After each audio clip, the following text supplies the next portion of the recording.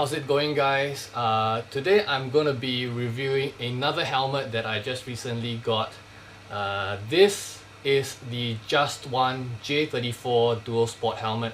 So a while back I started playing a game from Milestone. As you know, I always play motorcycle video games, and the most recent game from Milestone was this game called Monster Energy Supercross. And while I was playing that game, I came across a new brand of helmets that I realized was in the game, and I started looking at it because the helmets in the game were so good looking.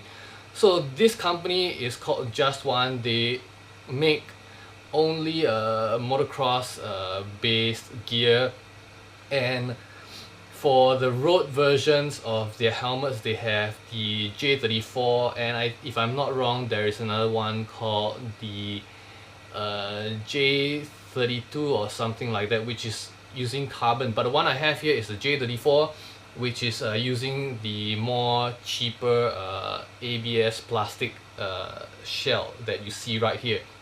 So let's talk about what the helmet has in terms of features. Okay, at the front here you will find a couple of ventilation ports, at the back 2 exhaust ports.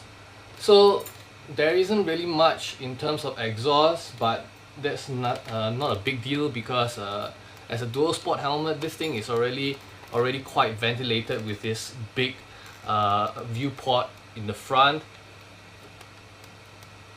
At the side over here you will have a little controllable mechanism that pulls down the drop sun visor, if you can see right in front.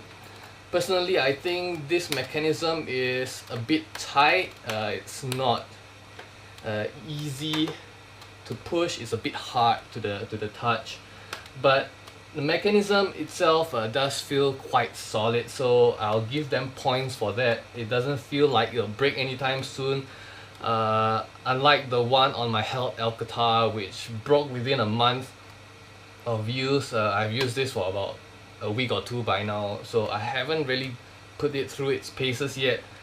The front face shield is also pretty good. It has a anti-fog coating to it.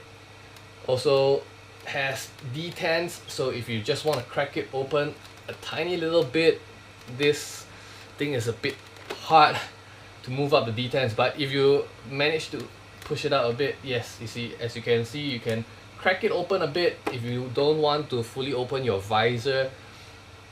But the visor itself is able to hold a couple of detents, 4 detents to be exact. On the inside you will see the helmet uses a traditional double D-ring system. Honestly speaking, this double D-ring system, while it feels secure, I don't really like it because the strap on it is a tad bit too short. And when you try to string it through for somebody of my own head shape, where I have a rather thick neck, it kind of falls short when you're trying to put your helmet on and trying to secure the thing through the double D-ring loops and try and hook it to this little button at the end of it. Now the peak itself over here is adjustable. You will see this little plastic screw that you can loosen it, and you can pretty much either bring it down forward a bit or push it back up a bit. So down a bit, up a bit. The range of motion isn't a lot, and then once you're done you just tighten it back up. Now I have a very huge complaint about this little plastic knob that's used to hold the top of your peak. This thing is made of very cheap plastic, and the thread itself is also plastic. So eventually, turning it open and shut tight again, that thread is going to get worn off. This thing is going to just fly off your helmet eventually in due time. If you can find a metal replacement somewhere out there in a DIY store, where you can find little bolts and stuff like this, if you can replace it, do replace it as soon as possible.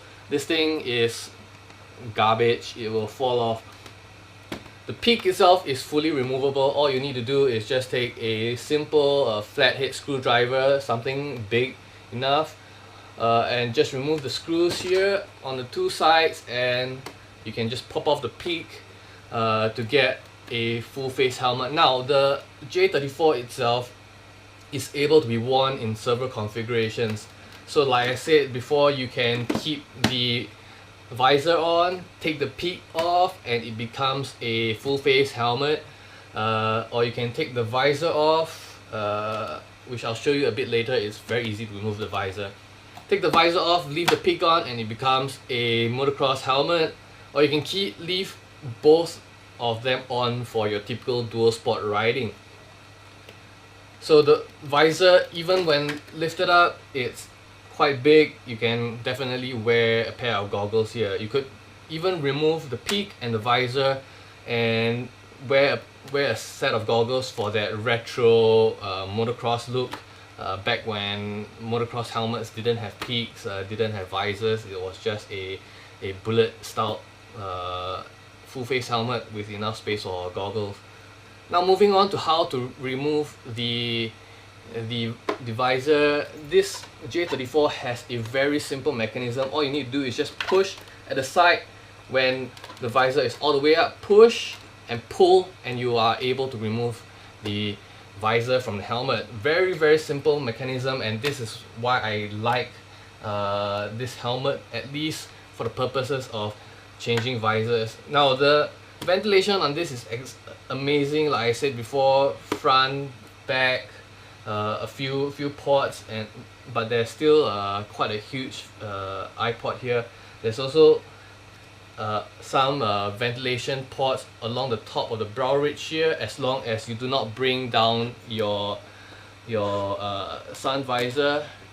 If it's up, there's a couple of ventilation ports up here that actually goes through the back of your head down and pulls heat away from the top of your head.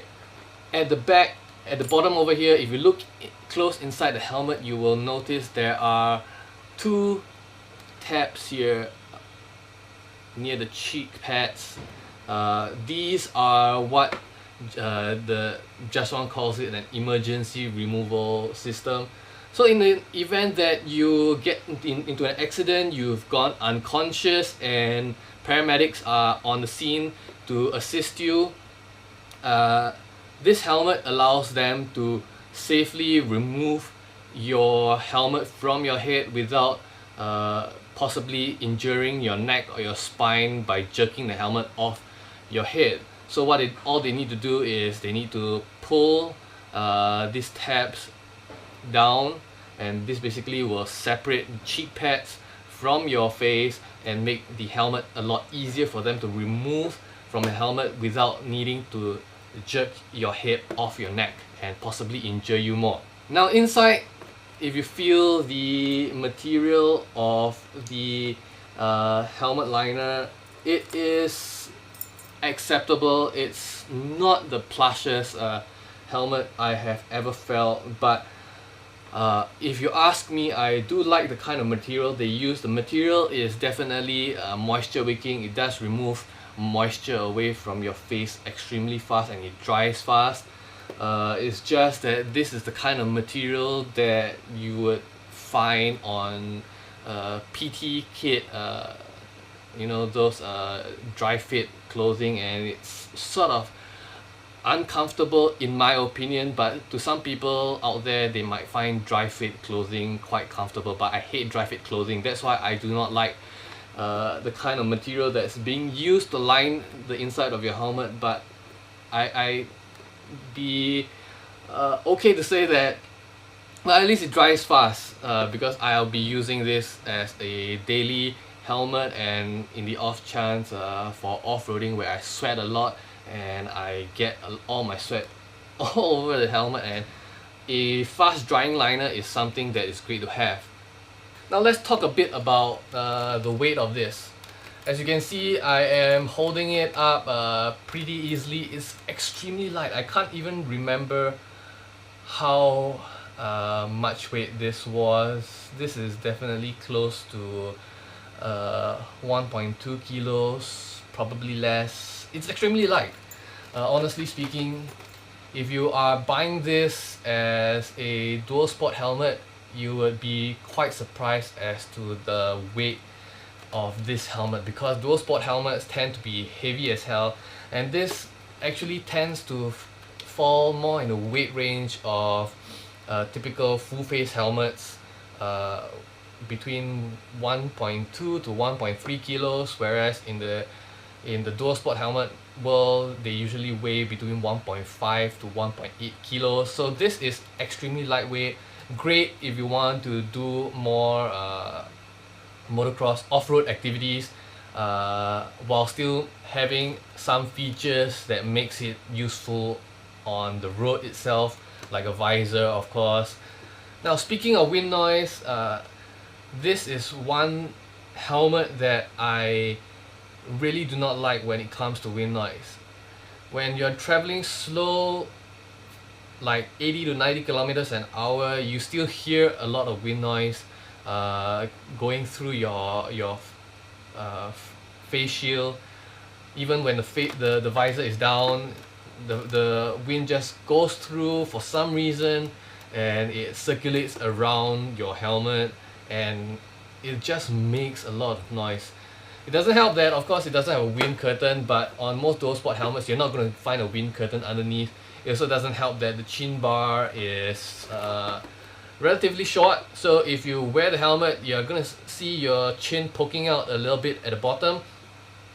So this is the reason why the wind noise on this is bad. It's just too open on certain areas, allowing wind to get into your helmet and just go round and round your ears, and creating this little vortex sound beside you. Now, what kind of rider is going to fit into this helmet? I would say for most of the JUST1 helmets, as far as I can see, they fit closer to the rounder head shape.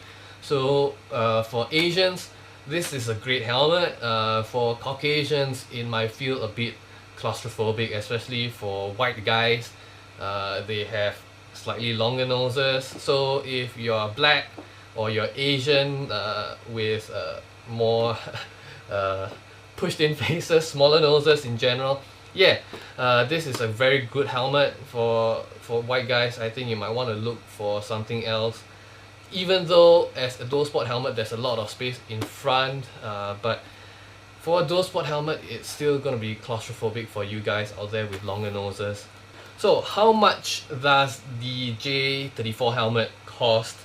Well, it cost like 130 euros, 190 Singapore dollars for me, and that's not including shipping. So for the helmet itself, 190 Sing dollars, 130, 120 euros. I would say is a very affordable helmet, very cheap in fact compared to helmets of this kind of quality. The quality on this is very good. I would say the finish on this is great. Feels quite premium in fact, apart from of course some of these plastic little bits on it, but otherwise the shell is pretty great for the money you're paying to get this helmet. So if you like this video and you would like to see more content from me, please remember to give me a thumbs up. If you'd like to support this channel, links are down in the description below.